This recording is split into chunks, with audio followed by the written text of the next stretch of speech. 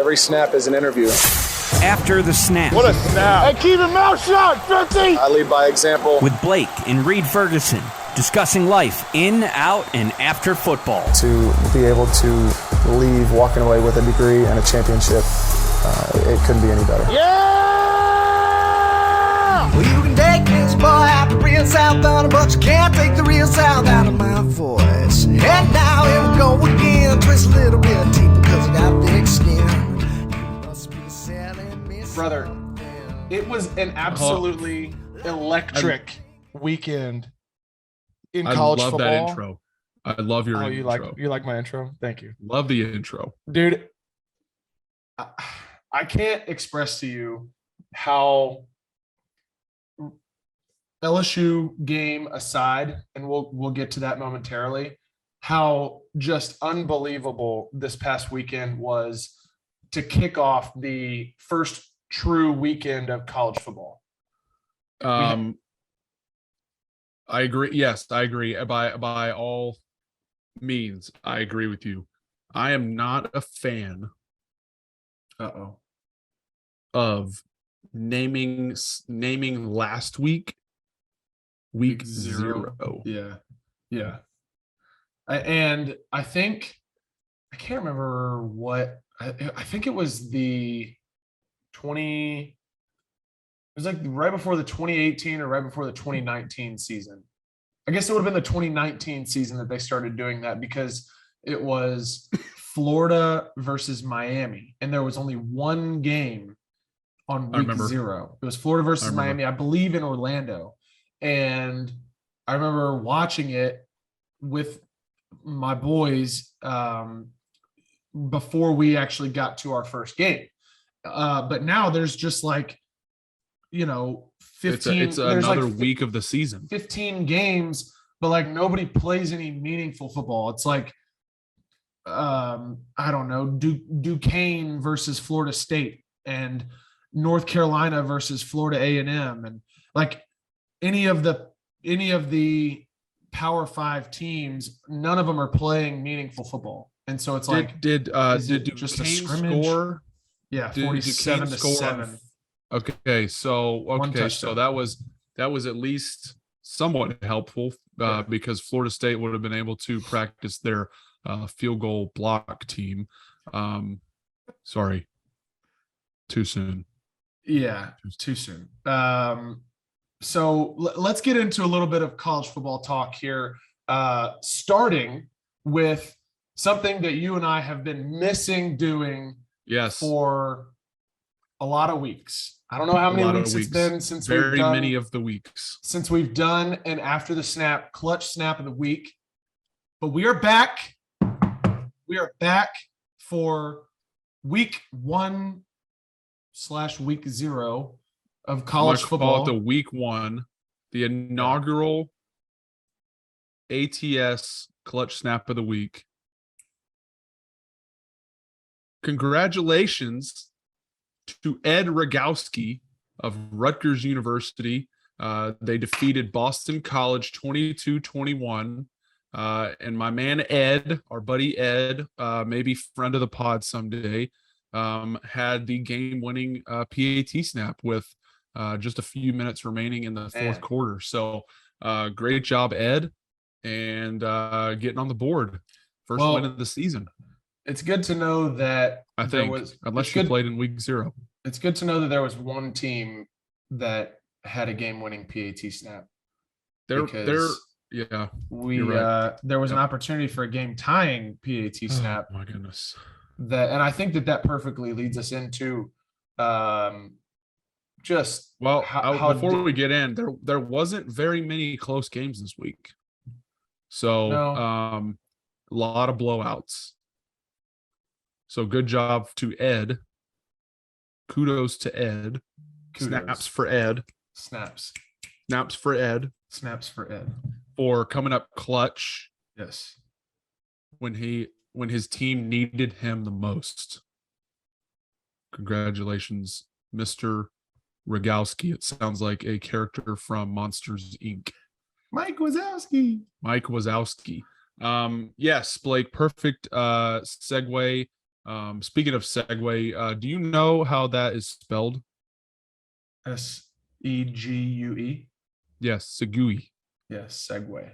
It's Okay. not the Not Segway. the thing that you ride I've ridden around a town. Segway one time, and it was in New Orleans, actually.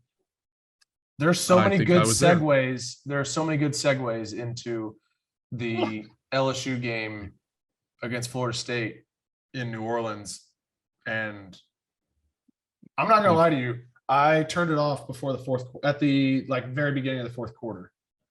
And Interesting. I was because I awoken. turned it off after they fumbled the punt, the second punt. Oh, with- so you lasted longer with- than I did. Yeah, well, I mean, they were up by 2 touchdowns. Florida State was up by 2 touchdowns, 24-10 with Yep. I don't know, 5 minutes left maybe. And I told myself if LSU didn't score here, I would turn it off. So they did score, kept me back in, and when they went 3 and out, fumbled the punt with 2:30 left, maybe 2 minutes, something around there. They fumbled the punt. I flipped off That the was it. television. Did you Not throw literally. I turned off the television. Yeah, poor choice of words there. Yeah, I shot double birds to the TV, and I said, "Get out of my eyes." I was setting my alarm, and my buddy Greg, He said after you the better turn snap, this friend back on. of the pod, he texted me and said, "Are you watching?" Uh-oh. And I knew something was happening, so I had to flip it back on, and I flipped the birds again to the TV and turned it back on, and Magically, it came back on. Magically, it came back on. And there we go. You know, he was like, "Y'all just recovered a fumble on the one," and I watched him go 99 and score the touchdown. And when they blocked the field goal, I flipped off the TV again. See, personally, I think I got the better end of this deal because I just woke up to, hey, they lost. And there was not this emotional roller coaster of going the 99 yards, Yes. being holy crap, they're going to pull this off. And then just emptiness. So question, if I know we've talked about this before, you don't watch a lot of the primetime games, Not NFL stuff. NFL, no. If they came back and won in epic fashion, scoring the touchdown with 1 second left, and if they went for 2 and won the game, would you have been mad that you missed it? Or would you have just been like, "Oh, darn. Yeah, probably not. Yay, we won. Oh, shoot, I missed it." Probably not as glad as I am that I turned it off and didn't have to watch the loss. So you're the way that more they happy. lost. I'm content with the fact that I turned it off, even if they had come back and won. I think I can live with that. Now, yeah, I would have loved to see them, Sure, come back of and course. win, and but it was 24-10. It was 17-10. Florida State scores to go up 24-10, and I'm like, okay, I had flown back from Atlanta, and I had other stuff to do. I had to throw the laundry in before I went to bed, and I had all this stuff to do. I was like, you know what? I'm gonna flip off the television and call it a night. But It was a couple it was things. not A couple things. Jaden Daniels, when he transferred to LSU back in the spring, we said, "Oh, this kid's gonna be the starter." And I think that everybody's assumption was this kid's gonna start. Whatever. They go into week 1. They don't put out the depth chart or don't say who's going to be the starter. It's this big secret, big mystery. But everybody's okay, everybody's thinking, oh, it's probably Jaden Daniels. It's obvious. 26 of 35, 209 yards, 2 touchdowns. He had the highest EPA in college football. 114 yards rushing on 16 rushes, with a long of 25, which I believe was on that First play of the game. How long was that? I guess there was a long run on the 99-yard drive too. Yeah, I think I think his longest run was like the first play of the game. I'm not. So that's 74% completion. High Fantastic. QBR. Got sacked 4 times. He managed the game. It wasn't outstanding numbers. He didn't throw 7 touchdowns in the first half. Like, everybody wanted him because that's what they remember out of Joe Burrow, and that's all anybody can think about. But I don't think it was awful. And there were glaring other issues with the LSU team beyond just the offensive play, mostly in the kicking game, which you and I were publicly displeased about, mainly on Twitter. There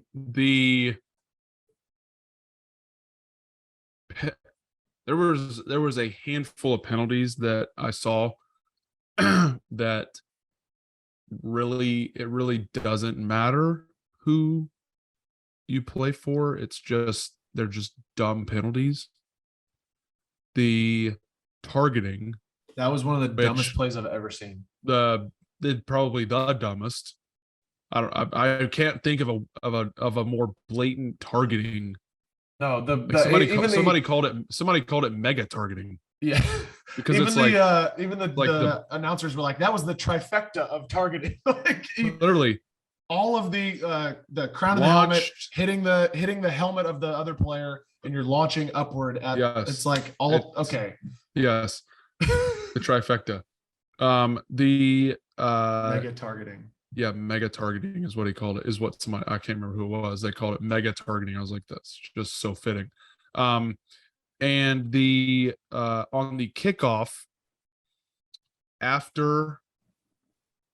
when LSU kicked off after making it 24-17, there was a player on LSU's kickoff team. Florida State fair caught it in the end zone. The Florida State guy, like, a play was called dead. Everybody was kind of running to their own sideline, and Florida State guy was jawing in one of the LSU guy's ears. LSU guy shoves his helmet up, makes the big scene out of it. 15 yards, boom, you're down a touchdown. There's 2 to 3 minutes, 2:30 left, 3 minutes left, whatever there was when they got the ball. You just gave him a first down and a half. And you just gave them 15 yards, and they're starting at the 40-yard line. There's like zero. I know it's college, but there's zero. Like, what are you doing? There's zero situational awareness. None. Zero. And I mean, I'll cut my guy Brian, Coach Poley, some slack. I don't know how much attention those dudes are paying in like field goal meeting. Like, the both blocks came from the same area. Yeah, maybe we need to think. Yeah, I was right through that guy left end wing, outside of the in the D gap. Yeah.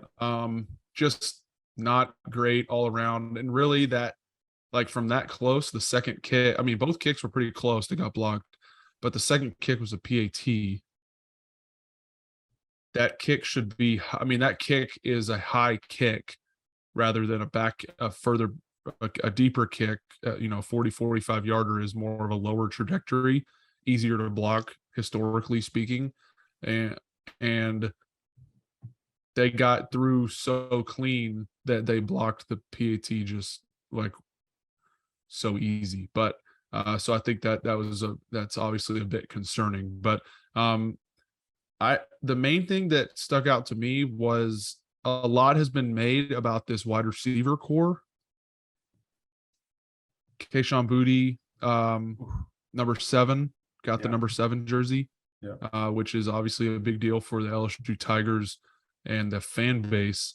And he had I want to say at some point in the third quarter when he caught his second pass, it was like 2 catches for 23 yards or something. When you're playing 2 catches for 20 yards with a long of 13.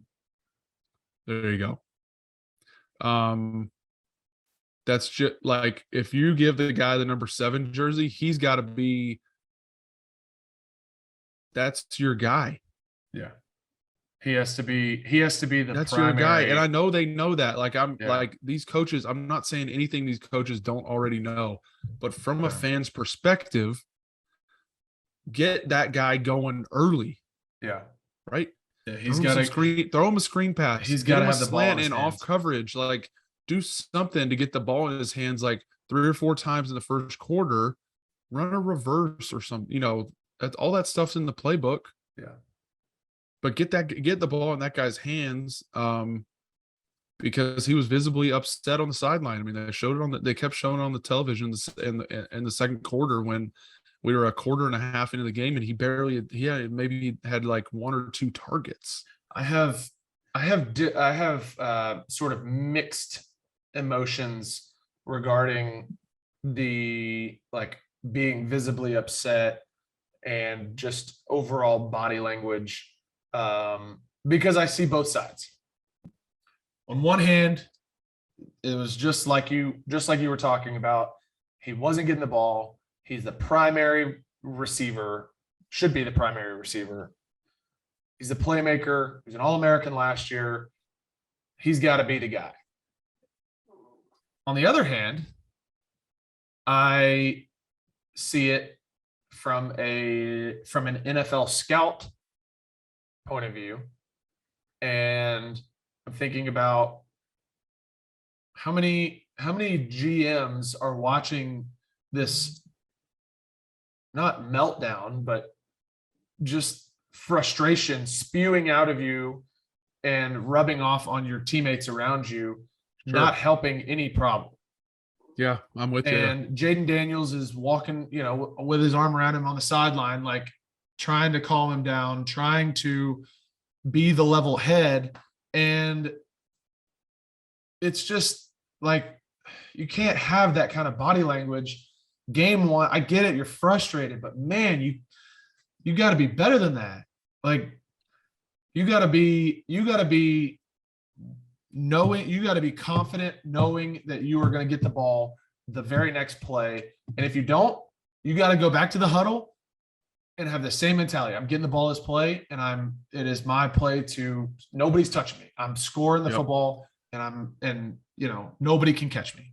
But yeah, I see both sides. I do. But it was frustrating to watch that kind of body language. But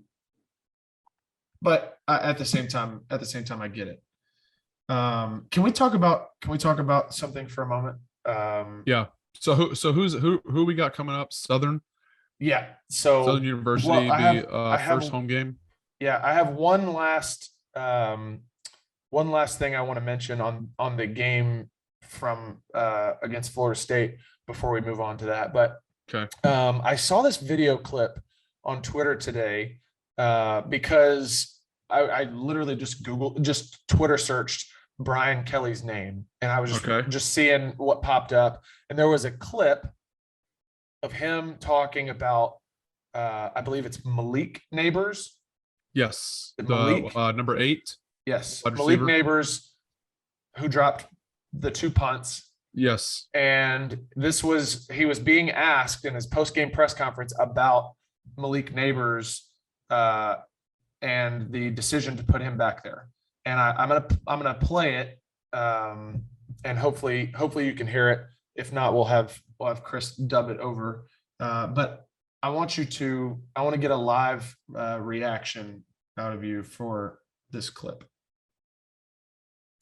You watch him, you evaluate him through 4 weeks of practice, and you feel comfortable that with his elite skill set and his mindset that he's going to be able to do a great job. And that wasn't the case. That was a mistake that we made. He wants to do it. And we'll have to reevaluate that situation. He's a great kid. we didn't lose the game because he dropped those 2 punts. We miraculously were able to overcome those. You usually wouldn't. But that's, that's on us. We made that evaluation. You watch him, you evaluate.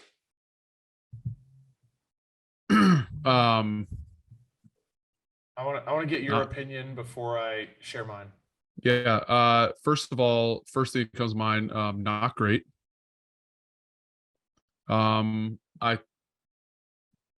It's very hard for a kid to hear that, which he will, and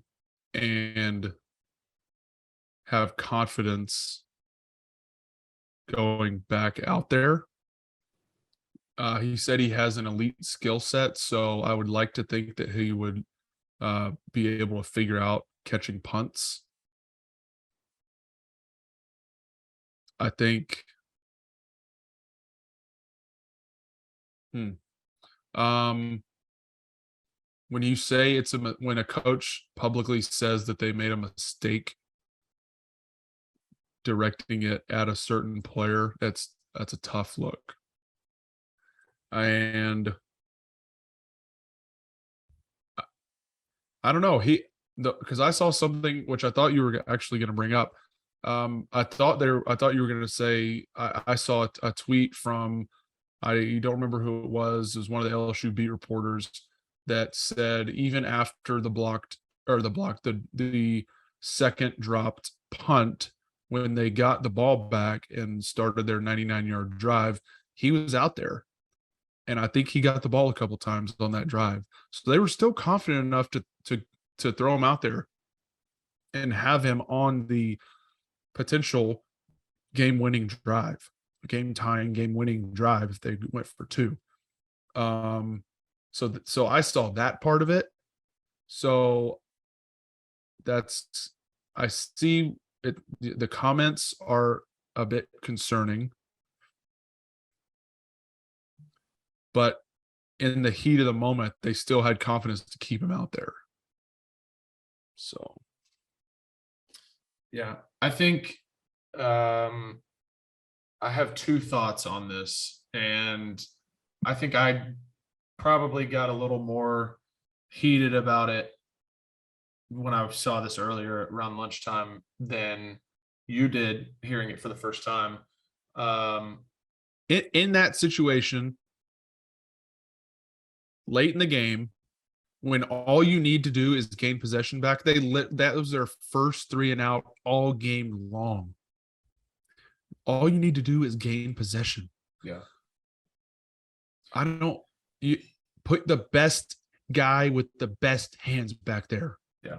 I don't care who it is. I think it's unacceptable to me for Brian Kelly to stand up there and say it was a mistake to put him out there. And maybe he'll go back on that wording. I doubt it. Usually that stuff doesn't get addressed again. But what if Malik Neighbors, gets frustrated after a couple games and say the Tigers aren't playing well, say it's going to look like the under on that 6.5 that we talked about last week, and Malik Neighbors is at media availability and it says it was a mistake to come play for Brian Kelly. Then what? Where did he transfer? I don't know. Okay. I think he was there. I wasn't last sure. year. I don't know. Okay. But it was say that he. You keep talking. I'll look it up. Say that he says it was a mistake to play here, and if he was here last year to stick around when Brian Kelly got here, and if he transferred in, it was a mistake to come play for him. Does it work both ways? Because I don't think that it does, and to me, that's shameful. And that's all that I'll say about it. We gotta get the special teams play going, because two dropped punts, 2 blocked field goals, field goal PATs is not going to cut it.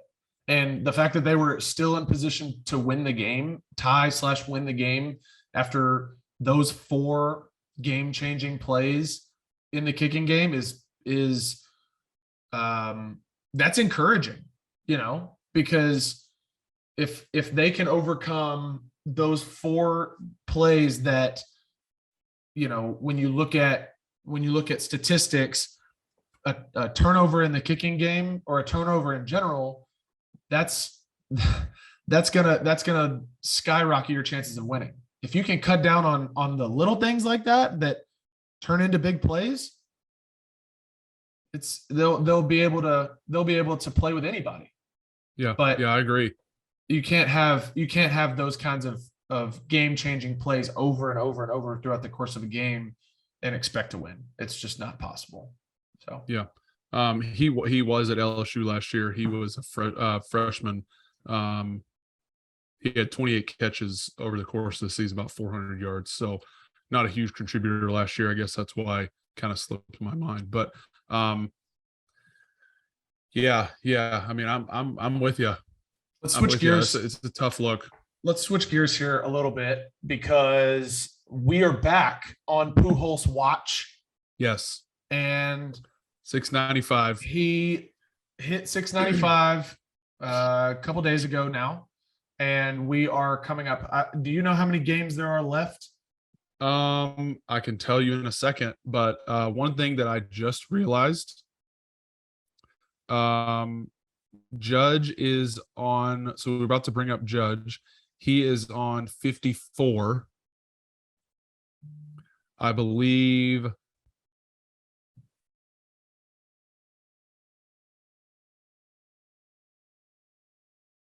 Hold on. Okay, so Pujols is on 695. How many games we got left? A-Rod is on 696. Okay. He's one behind passing A-Rod for 4th all time. Judge has 54, and he is 3 behind A-Rod for the single season Yankees. That was A-Rod's single season record, which I thought was pretty interesting because he played for the Yankees obviously for a long time and hit a lot of home runs. So they're both creeping up on passing A-Rod for their respective categories. Anyway, just realized that. The Cardinals, I looked it up. It's 26 games left. 26 games. After So the Cardinals tonight. are After tonight. okay. They're playing 79 right now. and 56. Yeah. So they're sitting at 135 games. They're playing right now, and Pujols is not in the lineup tonight, and we're recording this on Tuesday. Probably playing a righty. Yep. And I can't see it. So he's got Anyway. 26 games to hit 5 home runs. Plus playoffs. True. They're leading. Which the they're division. leading their division. So they should be a lock for the postseason. You think he gets When it? both of the, I do think he gets it. Okay. I'm leaning. I don't know. It's gonna be very close. How many are we I talking? feel like for- him for- and How many are we Judge. talking for Judge? How many did you If say he needs needs? 61. 61's the record. Okay. So he needs 62 would set the record. So he needs set a 7 new to record. tie, 8 to break it. And he's on fire right now. He's been Yeah. on fire I all think, season. I think if we're looking at the two of them, I think you have a better shot at Judge just because he's playing every night. Playing every day. Pujols doesn't play Yep. every single Correct. day. Um, But if both of them were to be able to do that, it would be insane. insane. But when they are both, whenever it's not gonna be at the same time, probably. When they are both one away A-Rod's Or- got to be in or the building. on the record, when they're one away from the record, like going to tie, like when Pujols is on 699, appointment television. And A-Rod When has Judge to is be on in the 60, building. 60, yeah, when Judge is on 60 home runs, appointment television. Yeah. When he's on 61, that, I mean, I just know it's going to happen. He's going to be on 60 home runs like going into the last series, and you're going to have to watch every game. 61, he's going to be on 61 going into the last series. So We were talking about this. It's amazing how he's been able to keep it up this far. He's carrying the team because everybody else is just terrible. We were talking about this the other night, about Albert Pujols, me and a couple of teammates of mine. If you are a pitcher facing Albert Pujols as we come down the stretch, are you a little more apt to throw him a high fastball on the second pitch of the at bat? Like, yeah, do you leave the curveball up a little bit, let it hang up there? Because if so, I'm totally doing it, and I get the competitor mindset. But yeah. The past couple home runs that I've seen both of these guys hit, Judge and Pujols, the pitches just look like absolute meatballs. Yeah, and that's what I'm saying. Like, but like Judge is playing the Rays. Yeah. Like they're trying to catch the division. Like you're throwing him, it's competitive. you're throwing him 92 middle high. What do you think's gonna happen? Yeah, right. Like just right down the middle. What? Yeah. So appointment television. Pujols / Judge watch. Here we go. Yeah, I think if you're one of those pitchers, nobody wants to be like number 698, right? I don't even know if anybody wants to be 700. I'd rather be 700. I'd rather be 700. The guy that threw to Barry Bonds when he broke the record. I think that was like the most famous he got for like a week after that pitching performance, because he was like some, I don't know, middle reliever guy. Yeah. Right. I don't know. But I think Bonds did something cool for him. Like he gave him something or whatever. I don't know. It's going to be awesome. Last thing I want to cover, something funny that I saw. Funny, I guess. Just odd, straight up odd. So a few weeks ago, or I guess it was longer than a few weeks ago, it's been, for people that follow, it's been pretty public knowledge that the World Cup is this November, December. Instead of over the summer, they moved it back to be for the weather because it's so hot. But so it's coming up here in a couple months. Sorry, I feel like I have to sneeze. The World Cup's coming up here in a couple of months, and it's in Qatar, or Qatar, if you are. I guess that's the proper pronunciation. I've been told that it's. I've been told that it's kind of like where you are. Sure. It depends on the way it is pronounced. Qatar. And it's been pretty well spoken about that you will not be able to consume alcohol outside of registered licensed hotels and bars that are able to serve it within the country. They're not serving it at prior to the change, they were not serving it at games. You could not drink it in public. You could not drink it tailgate, whatever. I don't even know if you could buy it and take it home. I don't know. But there was a lot of hubbub about the fact that they're hosting the World Cup and people won't be able to consume alcohol at the games, which obviously Budweiser or whoever, Heineken, is such a big sponsor of these leagues around the world, tournaments around the world, in the world, including the World Cup. They just changed the rules, sort of. Now, pre and post game, you still can't drink it in the stadium. You can only drink regular beer in like selected zones, is what they called them, around each stadium. Like it's going to be like a little party area where you can drink your alcoholic beer, because during the game, Budweiser is going to be the only thing you can buy is Budweiser Zero, which is their non-alcoholic beer. That's what you can drink during games. I think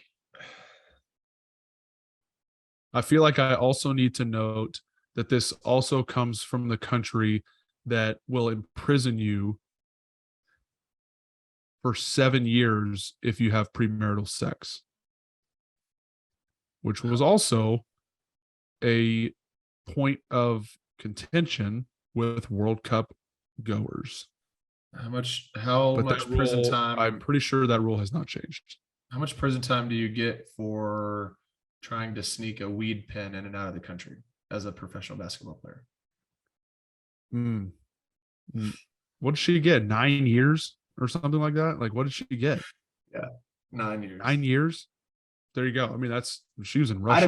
I'd imagine that in Qatar, it would be similar. Anyway, I think if you're looking at it from the standpoint of like, wow, these rules are wild and crazy because that's not what we do here in the United States. Like, yeah, it's different. And that's just part of playing a international tournament in a foreign country.